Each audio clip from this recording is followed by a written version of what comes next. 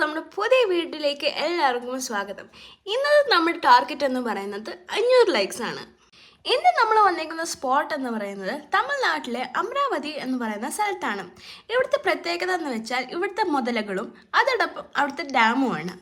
ആദ്യം നമ്മൾ പോയത് അമരാവതിയിലെ ക്രൊക്കഡൈൽ സെൻറ്ററിലാണ്. ഇവിടെ പല തരത്തിലും മുതലകളുണ്ട്.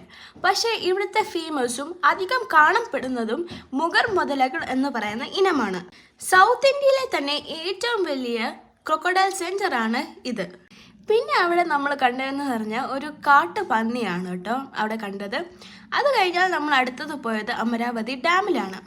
ഇന്ത്യയിലെ തമിഴ്നാട്ടിലെ അമരാവതി അണക്കെട്ടിന് അതിൻ്റെ ഉയരം, റിസർവർ വലിപ്പം, മുഗർ മുതലകളുടെ ജനസംഖ്യ എന്നിവ ഉൾപ്പെടെ നിരവധി പ്രത്യേകതകളുണ്ട്.